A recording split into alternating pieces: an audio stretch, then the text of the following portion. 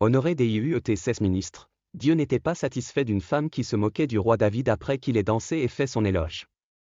David avait organisé une fête pour Dieu et il avait invité tout le monde à le regarder danser devant l'arche de Dieu. Cependant, la femme de David, Michal, le méprisait et se moquait de lui. Elle pensait que le roi s'était trop abaissé pour se produire dans un tel événement.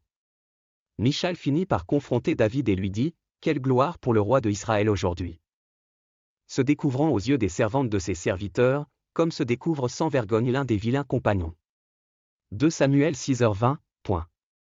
Cependant, Dieu et David étaient contrariés par le comportement de Michal, par conséquent, Michal était stérile. L'Écriture rapporte, David dit donc à Michal, c'est devant l'Éternel, qui m'a choisi au lieu de ton père et de toute sa maison, pour me nommer chef du peuple de l'Éternel, sur Israël.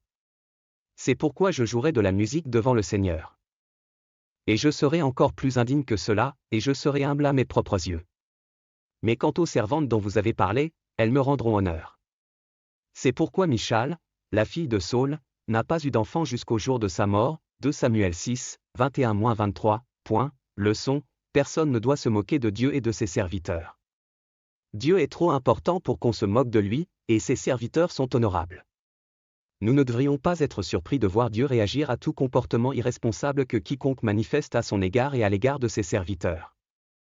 Par conséquent, chacun doit faire attention à ne pas provoquer la colère de Dieu. En attendant, Jéhovah réserve des bénédictions aux personnes qui l'honorent et qui respectent ses serviteurs. Toute personne qui reconnaît la dignité de Dieu et respecte ses serviteurs doit recevoir des bénédictions. La prière, Seigneur, je préfère recevoir de petites bénédictions que de grandes malédictions.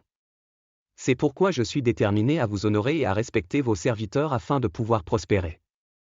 Ne me laissez pas vous prendre pour acquis, vous et vos serviteurs, mais aidez-moi à honorer ceux à qui cela appartient afin que je puisse prospérer dans le pays des vivants. Car c'est au nom de Jésus-Christ que je fais mes demandes. Je vous prie d'agréer, Monsieur le Président, l'expression de mes sentiments distingués.